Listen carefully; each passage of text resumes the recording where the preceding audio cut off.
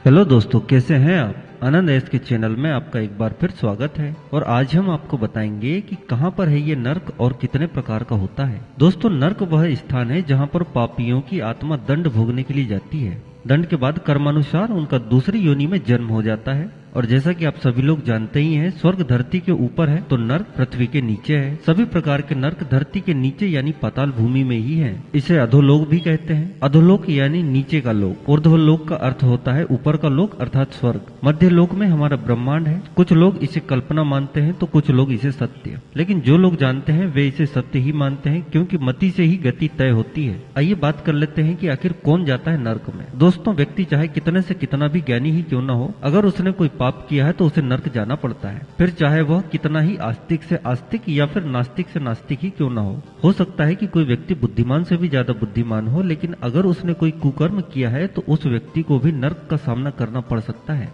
क्योंकि ज्ञान, विचार आदि से यह तय नहीं होता कि आप अच्छे हैं या बुरे हैं। इससे यह भी तय नहीं होता कि आपने अच्छे कर्म किए हैं या बुरे कर्म किए हैं।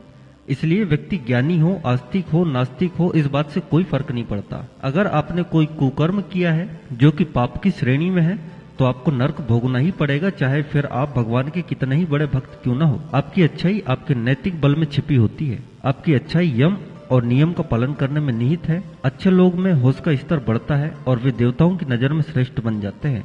लाखों लोगों के सामने अच्छे होने से भी अच्छा है स्वयं के सामने अच्छा बनना। धर्म देवता और पितरों का अपमान करने वाले पापी, मूर्छित और अधोगति के व्यक्ति नरकों में जाते हैं। पापी आत्मा जीते जी तो नर्क झेलती ही है, मरने के बाद भी उसके पाप अनुसार उसे अलग अलग नर्क का सामना करना पड़ता है। निरंतर क्रोध में रहना, कलह करना, सदा दूसरों को धोखा देने के बारे में ही सोचते रहना, शराब पीना, मांस भक्षण करना, दूसरों की स्वतंत्रता का हनन करना और पाप करने के लिए भी सोचते रहना, व्यक्ति का चित्त खराब होकर नीचे के लोक में गति करने लगता है और मरने के बाद वह स्वतः ही नर्क में चला जाता है। वहाँ उसका सामना यम से होता है। दोस्तों, गरुड़ पुराण का नाम तो आप लोगों ने सुना ही होगा। पुराणों में नर्क, नरकासुर और नरक चतुर्थी, नरक पूर्णिमा का वर्णन मिलता है। नरकस्था अथवा नरक नदी वैतरणी को कहते हैं। नरक चतुर्थी के दिन तेल में मालिश कर स्नान करना चाहिए। इस तिथि को यम का तर्पण किया जाता है, जो पिता के रहते हुए भी आसानी से किया जा सकता है। महाभारत में राजा परीक्षित इस संबंध में सुखदेव महाराज जी से पूछते हैं तो वे उनके प्रश्न का उत्तर देते हुए कहते हैं कि हे राजा, ये नरक त्रिलोक के भीतर ही है, अर्थात इन तीनों लोकों के बीच में ही है तथा दक्षिण की ओर पृथ्वी से नीचे जल के ऊपर स्थित है।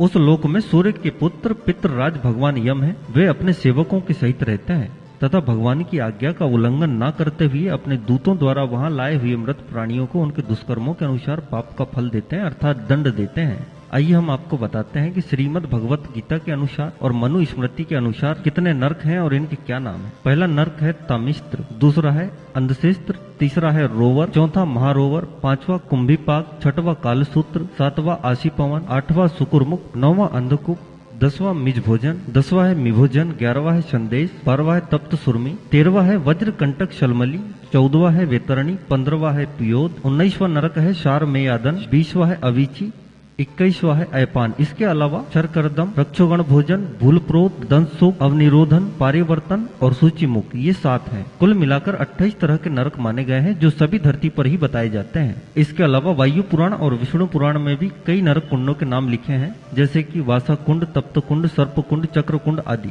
इन नरक कुंडों की संख्या कुल मिलाकर 86 है। इनमें से 7 नरक पृथ्वी के नीचे हैं और बाकी के नरक इस लोक के परे माने गए हैं। उनके नाम है रोरव, शीतस्तप, कालसूत्र, अप्रतिष्ठ, अविची, लोकप्रष्ट और अविधेय। दोस्तों, हमारी ये जानकारी आपको कैसी लगी? अगर अच्छी लगी हो तो हमारे चैनल को जरूर सब्सक्राइब करें।